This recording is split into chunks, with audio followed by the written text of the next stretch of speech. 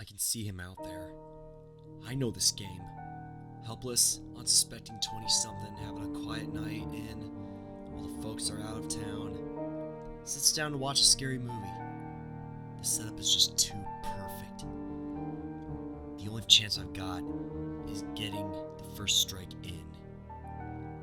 I'm not fucking going down like some two-dimensional aging star trying to pretend they're a teenager. Tools. What have I got?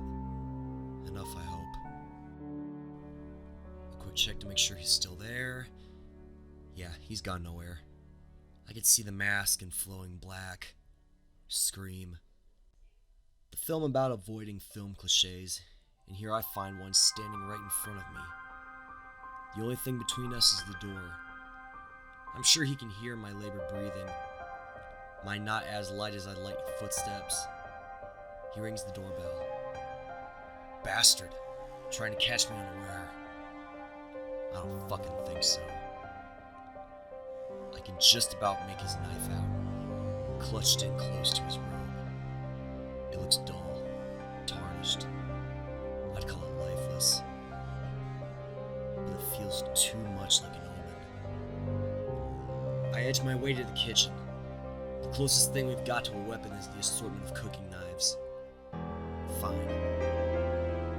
If it's a knife fight, then I'm going to make the first lunge. I compose myself for a minute, breathing some of the ash from my lungs before stepping back into the living room so I can make my way to the door. He's at the window. Game over. It's now or never. The police never get here in time. The knife is in my hand.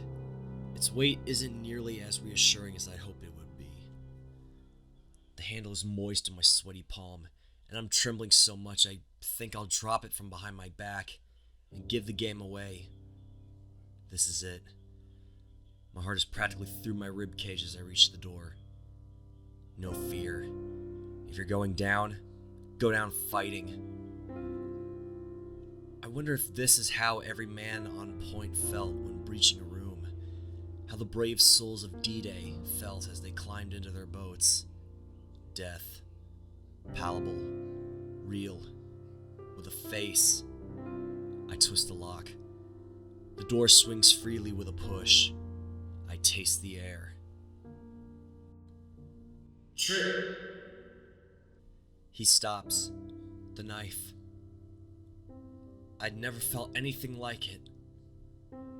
The snag as it first hit, the grate as it connected with bone, the touch of the robe as my hand finished driving home my defense, my salvation.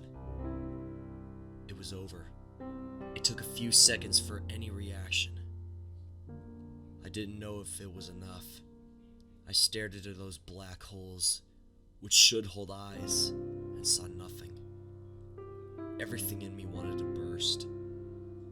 He sways. A groan comes from behind the mask. I smell blood as he falls. I stand, trying to will the life back into my limbs.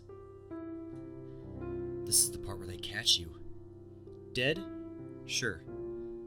Dead just long enough for you to let your guard down. I drag him to the chopping block round back and make sure he's not coming back. It's all over. I get back inside and wash up. I cry. And cry a lot. It feels like I've just been lifted from hell. Jesus wrapping a hand around my wrist when I needed most. I've never been the religious type. Maybe it's time that changed. My heart drops, right back down into the pit from where I was just lifted. There's a knock at the door, the doorbell ringing. I peer outside and see a group of children and teens dressed as farmers. One looks like a priest, Stephen King, Children of the Corn, religious fanatics haunted by a bastardized deity roaming the fields. 5 of them.